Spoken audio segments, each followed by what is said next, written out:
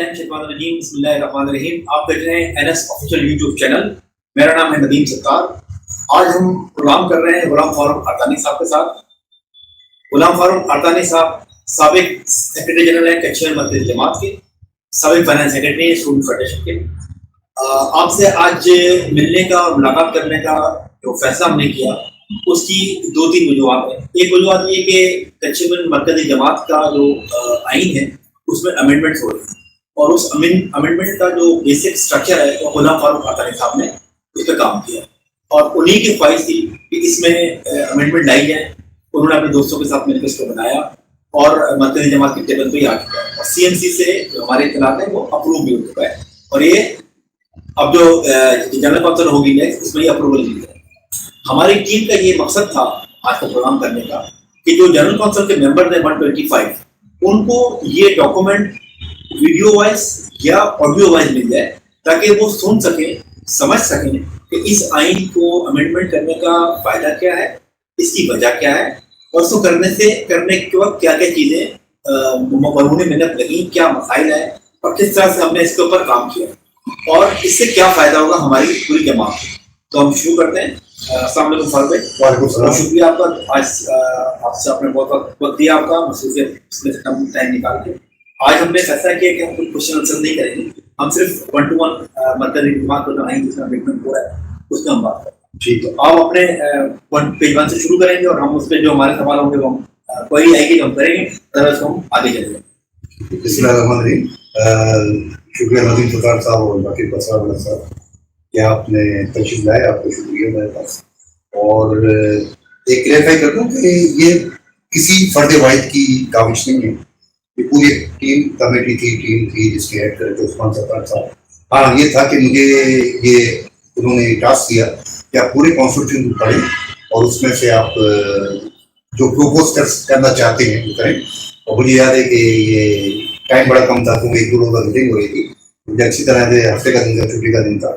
सुबह बैठा, मैंने फिर आइन की एक शिफ्ट पढ़नी शुरू की और जहाँ जब मैं समझता था कि कुछ अमेंडमेंट की जरूरत है उसके मुताबिक मैंने एक ड्राफ्ट बनाया और ये काफ़ी जब मैंने स्ट्रक्चर भेजा उसके बाद ये ज़ाहिर है इसमें मीटिंग वगैरह होती रही और तकरीबन वही चीज़ है, कुछ इंप्रूवमेंट उसमें हुई। तो बेसिक जो डॉक्यूमेंट फाइनल बना उसमें सबकी कंट्रीब्यूशन शामिल है, सारी कमेटी। तो ये 20 पेज जो हैं बनते हैं तकरीबन। कुछ तो ऐसी अमेंडमेंट है जिसमें कोई मामूली रद्दोबदल है, कोई इतना ये समझ लें उसकी स्ट्रिक्ट चेंज नहीं होती। मिसाल के तौर पर 1-2 जगह मैंने देखा कि यार स्पेलिंग मिस्टेक है, तो मैंने कहा जब कर ही रहे हैं तो हम क्यों ना उसको सही कर लें ताकि कोई पढ़े तो कोई ना लगे कि यार इतनी अच्छी कम्युनिटी का एक कॉन्स्टिट्यूशन बना उसमें स्पेलिंग मिस्टेक्स। तो 1 by 1 चलते हैं और हम मेरा ख्याल है उसको हम वजाहत करूंगा मैं उसकी, जिसमें कोई बेसिक कोई चेंज आया है, बड़ा चेंज आया है, जो स्ट्रक्चरल चेंज है या उसकी जो थीम के लिए ठीक है। तो बना कर कोई फर्ज करें एक जगह की मिसाल के तौर पर एक जगह लिखा हुआ है कि कहीं इंप्रूवमेंट बाय एडिशन ऑफ उसका भी पहले अमेंडमेंट के अंदर एड्रेस का इशू हो तो वो इसे मिल जाता है। बिल्कुल बिल्कुल। अच्छा, इसमें एक चीज मैंने रखी थी जो मैंने स्ट्रक्चर बनाया आसानी के लिए कि देखिए जब आप पहले तो बता दूंगा कि कॉन्स्टिट्यूशन अमेंडमेंट क्यों हुई है, लोग अक्सर सवाल भी करते हैं। देखिए इस होता है सर्वाइवल ऑफ द फिटेस्ट, कि वक्त के साथ साथ एडजस्ट करते जाए। तो जैसे जैसे हालात तब्दील होते हैं, अब आप सोचें कि आज से 50 साल पहले क्या कोई कॉन्सेप्ट था कि हमारी कम्युनिटी की खवातीन मेंबरशिप लें? 50 के में तो पहले 25 साल पहले भी था। हमने जब पहली बार ये सजेस्ट किया 94 में तो लोगों की समझ नहीं आ रहा था, बल्कि आपसे शेयर करूँ कि कुछ जगह से बड़ी आवाज उठी यार हमारी खवातीन जब वोट डालने जाएंगी वो कैसे जाएंगी। तो आज देखें अल्लाह का शुक्र है अभी सदर जमात के इलेक्शन हुए, उससे पहले मरकजी जमात के, बल्कि राइट वोट के साथ हमने राइट टू कंटेस्ट इलेक्शन। तो आपकी सदर जमात में 2 खवातीन में, इससे पहले सोसाइटी आपकी जमात में वाइस प्रेसिडेंट इलेक्टेड। तो जब आप सोचते हैं आगे की तो वो अंदाजा होता है जब आप एक अमेंडमेंट लेकर तो पता चलेगा यार अमेंडमेंट सही थी। आज कोई भी शख्स नहीं कहेगा कि वो अमेंडमेंट नहीं होनी चाहिए। तो ये कहते हैं लिविंग थिंग है, इसको वक्त के साथ साथ उसको अपडेट करना चाहिए, चेंज करना चाहिए और जो तजुर्बा में हो रहा है कोई उसकी नजर में हम कर लें। तो हम शुरू करते हैं मिसाल की तरफ। देखें हुआ क्या, पहले हम देख लेते हैं मिसाल दो के हुआ हमने जिस तरह पहले बनाया तो उस वक्त हमारा ओरिजिनल था कि registered office of Kashmir Markazi Jamat shall be situated at library building Firoz street गाड़ी का। अब आप शायद आपका कॉर्पोरेट आप सब जानते हैं। अब कभी वो कंपनी रजिस्टर कराते हैं, उसमें लिखते हैं the head office of the company shall be situated at province of Sindh, ताकि अगली बार आपको अमल नहीं करना। अब आपने कितना अपने कर दिया, हमने रेस्ट्रिक्ट कर दिया। एक अच्छा कॉन्स्टिट्यूशन होता है जो रिजिड ना हो, फ्लेक्सिबल। अब आपने लिख दिया कि हमने ओरिजिनल कॉन्स्टिट्यूशन में कि फिरोज शाह स्ट्रीट गाड़ी खत्म करा दी, पहले जब शेख मैंने पढ़ी, अब तो हमारा सदर में ऑफिस है, तो इसमें फिर हमने कर दिया office of the Kashmir Markazi Jamat shall be situated in library building Firoz Shah street गाड़ी खत्म कराची और can be shifted to any district of Karachi. अच्छा, मैंने जो ये बाद में जो थोड़ा चेंज हुआ है, मैंने सिंपल इसको कर दिया था एटर्नी प्रेस इन कराची, तो उन्होंने कर दिया, ठीक है हो सकता है। इसमें एक सवाल भी किसी ने बताया कि जनरल ऑप्शन में हुआ था, कौन करेगा, ये नहीं लिखा हुआ है। अच्छा, कॉन्स्टिट्यूशन में हर चीज नहीं लिखी होती है, एक वो प्रिंसिपल डिसाइड कर देते। अभी अंडरस्टूड है कि जब भी चेंज करना होगा, जब भी चेंज करना होगा। अच्छा, मुझे मालूम किसी ने सवाल किया था, तो इसको होता है कि हर चीज कॉन्स्टिट्यूशन में नहीं लिखी होती है, वरना तो आपको 300 सफे का कॉन्स्टिट्यूशन हो जाएगा। उसमें होता है जो चीज साइलेंट होगी, इसका मतलब ये है कि आपकी जो गवर्निंग बॉडी है, सीएमसी है, जनरल काउंसिल है, जो फाइनल अथॉरिटी, वो करेंगे। हाँ, जब लिख दी जाएगी फिर आप उसका समझ जाएंगे। जहाँ साइलेंट होगी तो अगर कॉन्स्टिट्यूशन का मैं स्टूडेंट रहा हूँ, डील करना चाहिए, सीख रहे हैं, तो उसमें ये होता है कि जो चीज साइलेंट होती है फिर वो डिस्क्रिप्शन में जाती है। लेकिन अगर फर्क को लिख दिया जाता कि ये फैसला फला करेगा, तो फिर वो पाबंदी हो जाए। तो ये तो एक शुरू का था।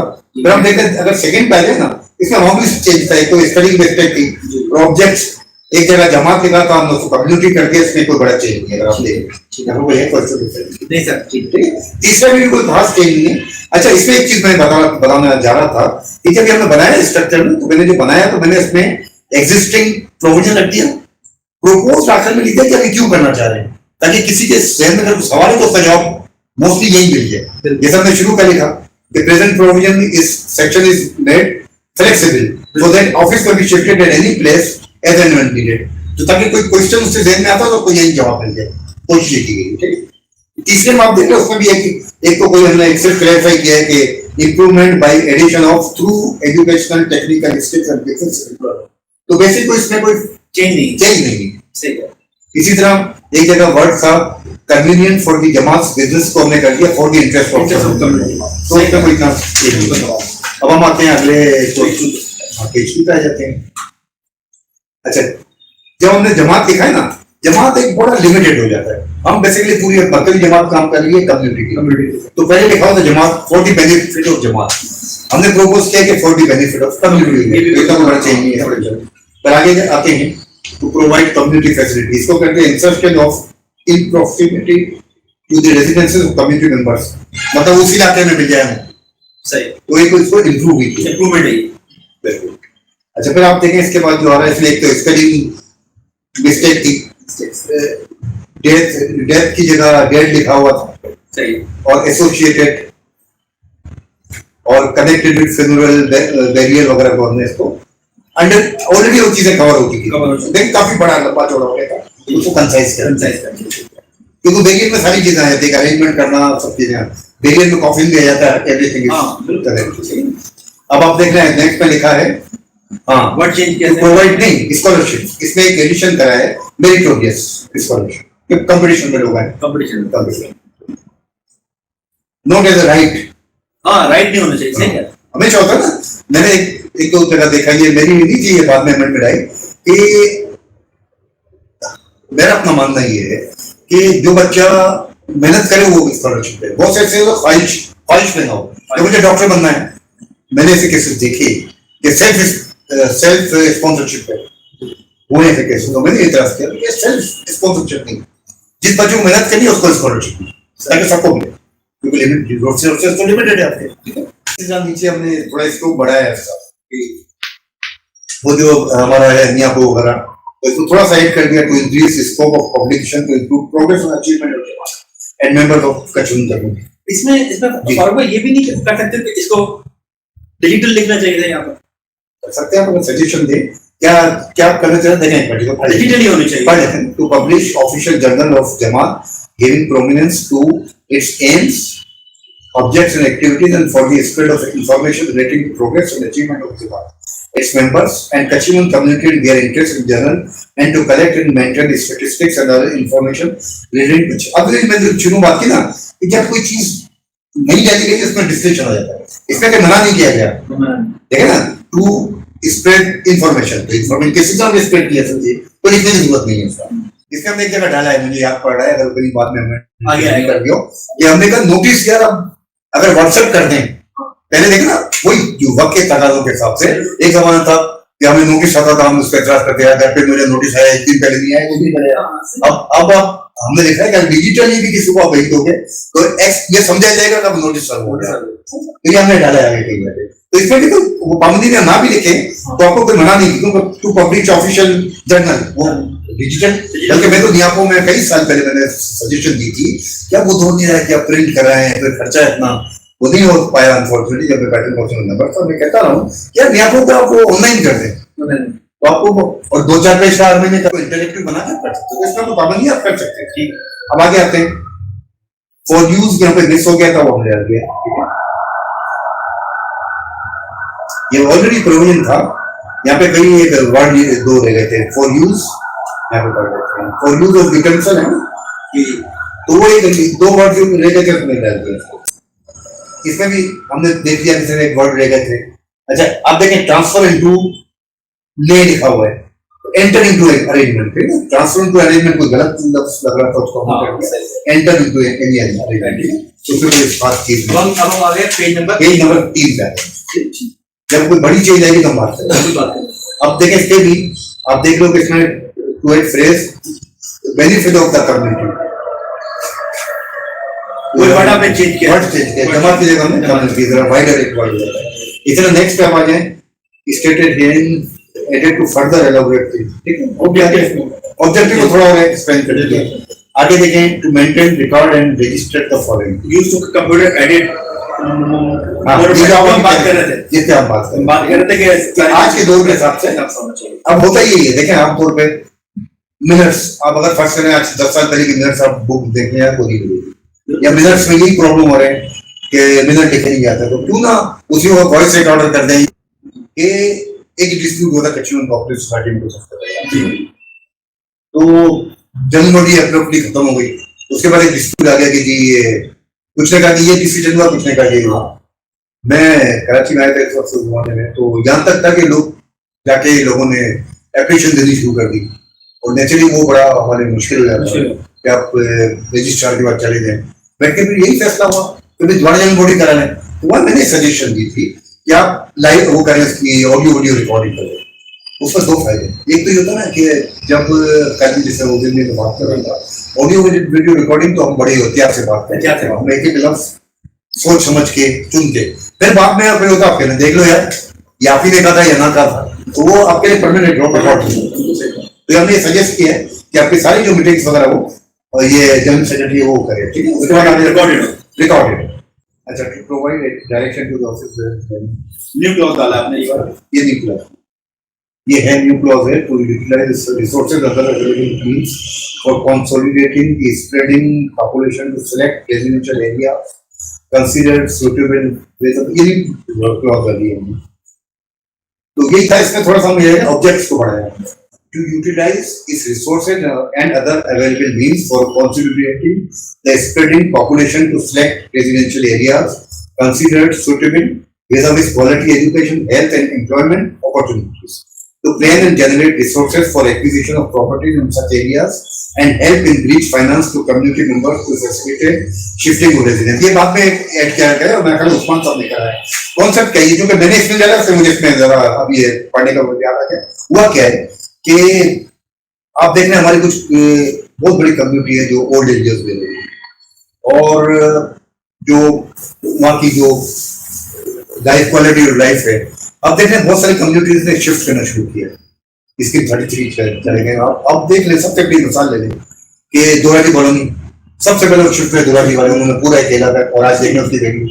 फिर आप देख लें कि हुसैनाबाद ओखैर मेहमद, उसके बाद हम चले गए। फिर आप स्कीम 30 देखें इस्माइली कम्युनिटी पूरी चली गई, उन्होंने सब हमारे डिमांड क्या होती है, आप देख रहे हैं कि चैरिटी में भी है, खिदमत कमेटी या दूसरे करते हैं, तो डिमांड आम आदमी की होती है मुझे चाटीवाड़े में चाहिए, मुझे भीमपुरा में चाहिए, और उसकी वजह है नेचुरल कम्युनिटी के साथ रहना चाहते हैं।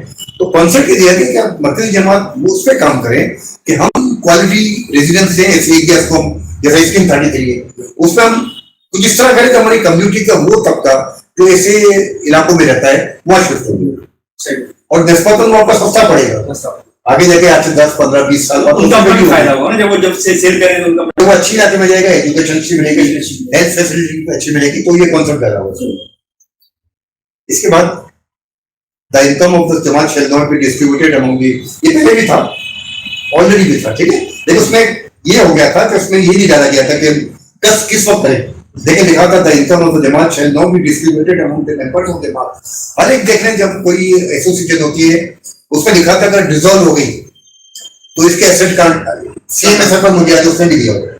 या फिर फर्ज कर लो सेम एसेट डिसॉल्व हो जाती है तो उसके जो एसेट्स होंगे किसी ऐसी स्टूडेंट को कम्युनिटी हमारी स्टूडेंट कोई ऑर्गेनाइजेशन जाएगा जो कल्चरल कम्युनिटी होगी। तो इसमें ये दिया हुआ था कॉन्सेप्ट इनके ये डाला जाता है कि इनके मरकजी जमात डिसॉल्व हो जाती है, लेकिन उन्होंने लिखा लाना है लेकिन लिखा नहीं था, उससे मिसकॉन्सेप्शन है। देखें पढ़ने अभी पढ़ते हैं और अब देखें उसे कितना फर्क पड़ गया। देखिए हम पढ़ने पहले क्या था, the income of the Jamaat shall not be distributed among the members of Jamaat but the same shall be utilized to carry out the aims and objects of the जमात।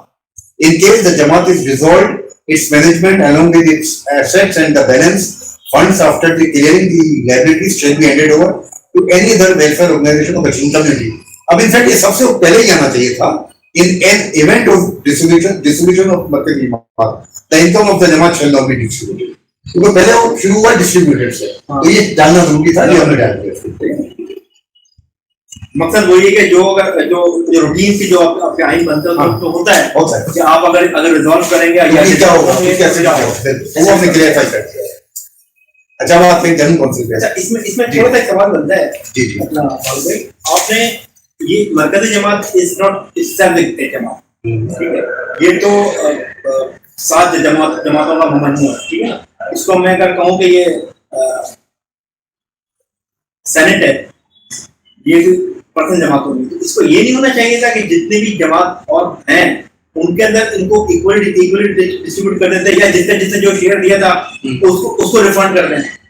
मिसाल के तौर पर अगर सोसाइटी जमात ने कुछ आपको फंड दिया है तो सोसाइटी जमात अगर आप ऑफ हो रहे हैं खत्म हो रहे हैं तो सोसाइटी जमात की सोसाइटी जमात वापस कर दें। वो जो आप कर रहे हैं ना वो एक अलग रूटीन सब्जेक्ट है, ये रूटीन सब्जेक्ट नहीं। आपकी मरकजी जमात अलग चीज अलग पैटर्न में बनी हुई है और जमात अलग पैटर्न और जमातों में ये होना चाहिए। मतलब सोसाइटी जमात में तो आप जाओगे तो किसी और जमात को इक्विवेलेंट दे सकते, लेकिन मरकजी जमात को आप किसी और को क्यों देंगे?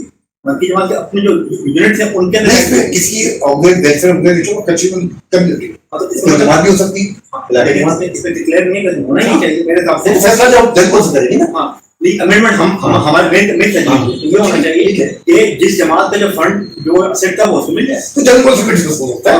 लेकिन आपको एक बताओ सरदार साहब कि ये तो हमारा इंटरनल है ना, जमात है फिर मरकजी जमात है। अगर हम देखें कॉन्स्टिट्यूशन को तो हमारा रजिस्टर्ड कॉन्स्टिट्यूशन है मरकजी जमात और अलग से कोई जमात का कॉन्स्टिट्यूशन नहीं है। तो अल्लाह ना करे ऐसा नहीं होगा कभी, मेरे मुंह में कहा कि अल्लाह ना करे ऐसा हो कि मरकजी जमात ही डिसॉल्व हो जाए, क्योंकि मरकजी जमात के मेंबर जमात हैं वो। तो अगर वो कभी हुआ तो वो सब पे इफेक्ट पड़ेगा, क्योंकि हमारी रजिस्टर्ड जमात एक ही दो रजिस्टर्ड नहीं है ना, रजिस्टर्ड एक ही है। दक्षिण जमात रजिस्टर्ड है और मतलब बिल्कुल नहीं आप चेक कर लीजिए ना, एक ही जमात रजिस्टर्ड है। यूसुफ पटेल साहब जब चेयरमैन होते थे उसको भी पहले हुआ क्या था कि जब मरकजी जमात बनी तो 2 कॉन्स्टिट्यूशन बनाए गए, एक मरकजी जमात का था एक इलाकाई जमात का था, लेकिन वो रजिस्टर नहीं हो पा रहा था। अब मुझे नहीं मालूम है कि लीगली क्या इसमें प्रॉब्लम था। तो यूसुफ पटेल साहब मुझे याद पड़ा है उनके जमाने में रजिस्ट्रेशन हुई तो शायद रिक्वायरमेंट थी कि आप अलग अलग निकालेंगे एक ही करेंगे। इसलिए आप देखिए हमारी मरकजी जमात का कॉन्स्टिट्यूशन जो है उसके मुख्तलिफ पार्ट दिए हुए हैं, मरकजी जमात फिर इलाकाई जमात फिर मरकजी जमात फिर इलाकाई जमात। इसका मतलब क्या है हमारी Markazi Jamat as a one unity registered है और वो उसके बाकी जो है इसके मेंबर्स हैं, मेंबर थे। ठीक है आगे चलिए जनरल कॉन्सेप्ट आ जाते हैं। पेज नंबर हम 4 पे पहुंच गए। अब हम आगे आर्टिकल ऑफ एसोसिएशन और पहले इसका जनरल काउंसिल ये मैं खाली ये सारी वो आ रही है अपनी Definitions. Definition General Council is a body of Kachhiman Markaz Jamaat consisting of office bearers of Kachhiman Markaz Jamaat, all office bearers and members of many committee of member Jamaat. यहाँ पर अभी सजेस्ट किया गया है कि general council is a body of Kachhiman Markaz Jamaat consisting of office bearers of Kachhiman Markaz Jamaat, all office bearers and members of any committee of the member Jamaat, office bearers and members of pattern council. अब तक pattern council general council में part नहीं, वो थी, मतलब pattern council का role था, लेकिन वो जनरल काउंसिल के मेंबर नहीं किया। अब प्रपोज ही किया गया है कि उनको भी पार्ट बनाया जाए ताकि वो जो डिसीजन हो, जो भी हो, उसका पार्ट हो। ठीक है, तो ये इस वजह से इसको अब पैटर्न काउंसिल की बात आती है। पहले था patron council is a body of Kutchi Memon Markaz Jamat consisting of businessman of the donor, professional, ex chairman and senior social workers of the Kutchi Memon community. उसको हमने इस तरह कर दिया है तब to reword किया है, तो कहते हैं pattern council is a body of Kachhiman Markaz Jamaat consisting of businessmen of the donors, professionals, ex-chairman of Markaz Jamaat and senior social workers of the Kachhiman। इसमें कोई चेंज नहीं है, मुझे याद पड़ता है कि चेंज लाए थे, लेकिन शायद मैं पहले बाद में उसको रिवर्ट किस तरह, अच्छा रिवर्ट किया, रिवर्ट क्या हुआ, मैं किया तो था थोड़ा सा, हो सकता है कि जब सीएमसी मिलेगी बॉडी का कुछ होगा, मतलब जो आर्टिकल माने वो है, लेकिन मुझे याद पड़ा, मैं देखूंगा मेरे पास जो उसका वर्जन पड़ा है वो देखूंगा, फिर हो सकता है कि इसके बाद इन्होंने एक न्यू वर्ड डाला, ये न्यू होने लगा। Donor for patron council means a Kutchi Memon. अच्छा, अब तक डोनर की डेफिनेशन भी थी ना जी, कि डोनर तो ये तो कह दिया डोनर होगा, लेकिन डोनर कौन होगा? डोनर तो 1000 रुपए देने वाला भी डोनर, उसकी फिर एक डेफिनेशन डालती है। ठीक है, donor for patron council means a Kutchi Memon who has either donated a sum of rupees 100,000 above other than zakat। ठीक है, ये एक बात परसों कर रहे थे, ये जैसा आप ही ने बताया था, या तो कोई भी 1 लाख रुपए देते, तो मुझे याद था, मैंने आपको बताया मुझे याद पड़ा कि जकात डाला है, तो ये नहीं अदर देन zakat। ठीक है, other than zakat to or through Markaz Jamaat. अब इस पे एक बात आई, इसलिए ऐसा बताना चाहता हूं कि देखिए एक बात ये आई कि वो मरकजी जमात है, तो हम जब डिस्कशन कर रहे थे एक बात है यार, बहुत से लोग डायरेक्ट जमात को देते थे, इलाके जमात को, तो हमने कहा बात तो सही है, जा तो कम्युनिटी में जा रहा है ना, तो हम ये पाबंदी लगा कि मरकजी जमात को देगा। बहुत से लोग जो फंड डायरेक्ट जैसे मस्जिद, मिसाल के तौर पर सदर की मस्जिद बन रही है, एक आदमी डोनेट कर देता है तो वो भी एलिजिबल हो जाएगा। जिस तरह से अभी ये कपड़ों का हम काम करते हैं 15 लाख 14-15 लाख का, और ये सारा वाइट पे होता है, तो जो भी वो देगा तो वो एलिजिबल होगा, 1 लाख से ज्यादा देगा तो वो डोनर की डेफिनेशन में जाएगा। ठीक है, और through Markazi Jamat during the last financial year और such sum enhanced by the patron council from time to time. अब इन्फ्लेशन तो है ना, और जो मैंने कहा कि कॉन्स्टिट्यूशन ऐसा होना चाहिए कि बार बार अमेंड नहीं करना पड़े। आज 1 लाख है, आज से 10 साल बाद 1 लाख की डिमांड नहीं होगी तो पैटर्न काउंसिल को बढ़ा नहीं सकती आगे करके। और members who donated some assets property value exceeding ₹10 million during past 10 years। अब ये भी तो सकता है ना, एक आदमी ने पिछले 10 साल ये कैसे एक साल 10 साल पहले किसी ने, या 10 साल के दौरान आपको 1 करोड़ रुपए गिफ्ट कर दिया, डोनेट कर दिया, तो उसमें आ जाए बजट का डिमांड हम करें कि वो ऐसा आपको देता है, एक ट्रस्ट आपको देती है, तो उसका तो हक बनता है ना। अब उसे कहेंगे नहीं हर साल दो, 1 करोड़ रुपए तो मैंने एक साथ दे दिया, आपको 5 करोड़ के साथ दे दिया, तो ये चाह था कि उसका एक राइट बन गया उसके। ये भी नहीं हो कि 50 साल पहले उसकी किसी फैमिली ने दिया हो, 50 साल पहले तो 10 साल के दिया, ये 10 साल में कम से कम अगर किसने 1 करोड़ रुपए दिए हैं तो वो एलिजिबल हो जाएगा ड्यूरिंग पास्ट 10 years, और members who are known to have stood fast to support financial needs of Kachhiman Markaz Jamaat at all time। ये क्या होता है कल बार कि इसको पैसों तो ना मुश्किल है। अब जैसे कोविड आ गया, हमारे कुछ ऐसे लोग थे जिनको फोन किया, फौरन आपको फंड मिल गए, या कब्रिस्तान का इशू आया था, बारिश हुई, लड़कों ने बड़ा अच्छा काम किया था, ये मिठानी का नाम अली मिठानी और उसका ग्रुप था, उन्होंने फौरन फोन पे वो मंगाए, सबको दे उन्होंने कर दिया। तो ऐसे लोगों ने कहा हमें जो एक फोन कॉल पे या हर वक्त आपके साथ होते हैं उनको भी हम डोनर के लिए फिर हो सकता है कि हम वैल्यू पे इतना ज्यादा ना। अच्छा, ये सारी आप बात कर रहे हैं, इसमें कहीं पर वो लिखा के मरकज़ी जमात के अलावा नहीं क्या ये देखो ना कि जो मर्कज़ी जमात को करे थ्रू मर्कज़ी और थ्रू मरकजी जमात, ठीक है, टू और टू और थ्रू है ना, या तो डायरेक्ट दे दे या कहीं मरकजी जमात कर, या फला जमात को चाहिए आपके फला प्रोजेक्ट है, तो वो दोनों इसलिए हमने बड़ा एक एक चूक किया होता है ना, पहले टू ही था। सिर्फ एक सवाल है कि यार बहुत से लोग इस तरह भी करते हैं, तो चलो ऐसा करो, वो क्यों ऐसा मरकजी जमात करो कि ये तो एक वो अगर एक आदमी कहता है कि मैं सदर मस्जिद बनाना चाह रहा हूँ मरकजी जमात को, तो ठीक है हम मोटासा कर देंगे फंड, तो टू और थ्रू इसलिए आगे आ जाते हैं। अच्छा, अभी सीनियर सोशल वर्कर का तो था लेकिन डिफाइन नहीं किया गया होता, ठीक है, तो हमने डिफाइन कर दिया कि senior social worker means a person not less than 50 years of age and having worked with मरकजी जमात और member Jamaat for 10 years, 10 or more years। जो कौन होगा 50 साल तो हो, और 7 साल कम से कम 10 साल, यानी एज लिमिट बना दी कि 49 ईयर वाला बंदा नहीं नहीं आएगा, नहीं आएगा, 40 साल तो वो काम कर रहा है, 50 साल तक तो वो मरकजी जमात में काम कर चुका होगा। हम चाहे ऐसे लोगों ठीक है, जो जमात से रिटायर होकर रहे, ठीक है, ताकि जमात के बाद भी ना रिसोर्स रहे, वरना अगर फर्स्ट में 40 साल आपके पास आ गए इस पे पहले पहुंच सकते तो जमात के बाद रिसोर्स होगा। इसमें तो हमने वो भी लिमिट भी होगा ना कि एक दो लोगों को ना, नहीं, इसमें कोटा आ गया है कितने सीनियर सोशल वर्कर का भी आए हैं, कितने आगे कंपोजिशन आ जाएगा, तो क्योंकि डेफिनेशन पहले नहीं थी, हमने डेफिनेशन कर दी। बिल्कुल सही। फिर ये प्रोपोज न्यू आर्टिकल आ गया, ये भी वही है कि इसकी प्रोफेशनल डेफिनेशन करेगी। पहले था प्रोफेशनल होंगे डोनर, लेकिन हमने पहले डोनर, लेकिन पहले भी था ये कि डोनर होगा और सीनियर सोशल वर्कर प्रोफेशनल, लेकिन कौन होगा इसकी डिफाइन कर दिया उसने। प्रोफेशनल मींस प्रोफेशनल से पारंपरिक प्रोफेशनल है ना, सब प्रोफेशनल, लेकिन ये डिफाइन करना जरूरी है। Professional means a community member who is qualified and practicing in the fields of law and Sharia, medicine, education including vocational, accounts and finance, business management and innovations, architecture and engineering, IT, media, science and technology, and is registered with a professional body related to its fields in Pakistan or to an international body of a higher standing and is member or agrees to become member of related professional sub-council. Nominee whereof of each sub-council shall represent its profession in the working committee of corporate patent council. ये तो मैं समझ लिया, आगे हम कहेंगे कि हमने क्यों इस तरह बनाया। अब मिसाल के तौर पर आपने डाल दिया है, तो ये जरूरी है, ये सभी मेरी तरह जैसे लॉ कर लिया और मैं रजिस्टर्ड भी हूँ, I am not a registered advocate, क्योंकि लाइसेंस मेरे पास नहीं है, तो ये भी सकता है कोई इंजीनियर कर लिया लेकिन वो इंजीनियर हो, तो इसके लिए तो उस बॉडी का मेंबर भी होगा, ठीक है, बॉडी का मेंबर होगा।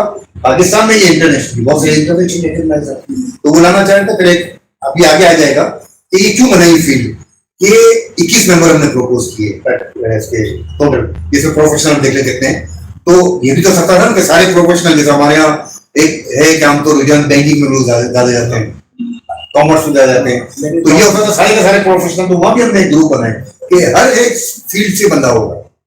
अगर मेडिसिन है मेडिसिन जितने होंगे तो हर फील्ड की रिप्रेजेंटेशन, बल्कि आगे यहाँ तक है कि अगर कोई पूरे मेंबर नहीं होते तो सीट खाली रहेगी, ऐसा नहीं होगा कि उसको पूरे करने के लिए उसको पूरा करने का आप कहीं से, ताकि एक बैलेंस सब जगह रहे। तो ये डेफिनेशन डाल दिया, ठीक है।